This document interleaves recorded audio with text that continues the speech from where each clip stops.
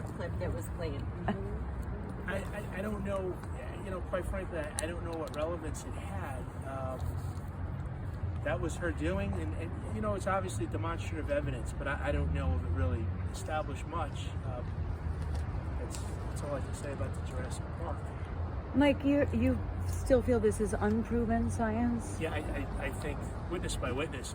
I don't think this witness, I'm not really close to being done on cross-examination, but we just found out a few minutes ago that the first time she read the article, the journal article about what's in play here, what the issue for this case is, for the Fry hearing purpose, she just read that yesterday one time. So she's obviously very well qualified and has great credentials, but that may be good about other areas, but specifically about Dr. Green and IBD-GEM, which is the essence of what we're doing, her testimony doesn't really help.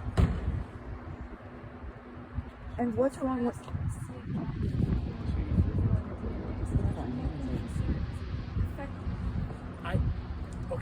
I thought she said that on direct as well, and then when I started cross-examining her, she said that they haven't even touched the IBD-GEM. So I'm at a loss. Yes, on direct, I got that impression, and that's why we asked the judge for any testing that was done in regards to this program. On cross-examination, she then led us to believe that that's not true and that they haven't touched it and they haven't utilized it. So I don't know. I can only do with what I can ask the questions, we get the answers, and I go from there. But I don't think she's really providing valuable information for the judge, and I don't think it in any way assists them in establishing that this is scientifically reliable. And I think to some extent, Witness 1 and now Witness 2 reinforce the fact that this is not science and this should not be accepted in a court of law, and it certainly should not be introduced on this case. And your cross continues tomorrow? It does continue tomorrow, 10:30. All day, you think, or you have no idea? It all depends on the witness. If I ask her what day it is and she refuses to answer, well, it's going to take me 20 questions to get out what day it is. I don't know. Okay, guys, anything else? What was Rex feeling with the examination today? What's that told Jurassic Park? We didn't get into the Jurassic Park thing. I didn't know what I quite frankly don't understand the import of it. They played it. I cross-examined on it. We move forward and we'll ask more questions tomorrow. How are you feeling moving forward about down here? We're just doing our job.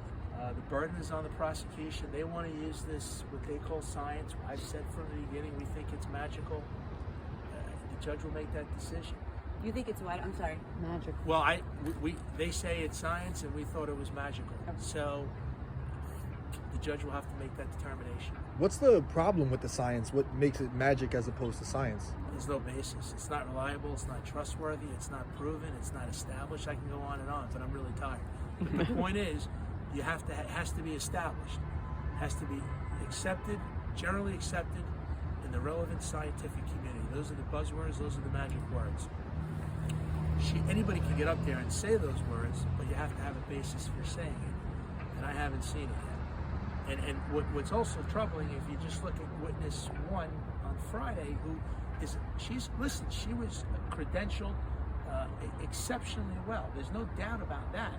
She was a population geneticist, and even she said the Genome 1000 project is never utilized in a forensic setting for criminal cases. And this witness can't even say that. So we'll see. We'll see what happens. When you say magic, so do you mean within the scientific community as a whole, or specifically for criminal cases? Relevant scientific community. So the standard in New York State is general acceptance within the relevant scientific community. And that's why that line of questioning about astrology and astronomy, that doesn't mean anything. It's really about forensic setting, criminal cases, and that's what we're honing in on, and that's what we're focusing on. If this is allowed inside the courtroom for the trial, do you think that this sets a dangerous precedent? Across our state? Yeah.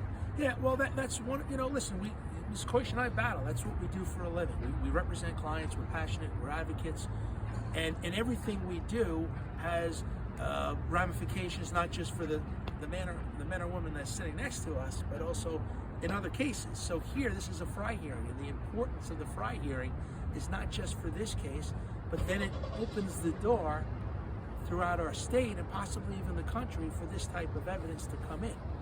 And if it's scientifically reliable and it's good and trustworthy, we're all for it. It can help our clients and it can hurt our clients. So it can help us and hurt us. But when it's not reliable, when it's not accurate, when it's not dependable, when it's not based on scientific principles, that's what we're fighting for, and that's what we're doing here. All right, guys, thank you. We'll see you tomorrow. Thank you.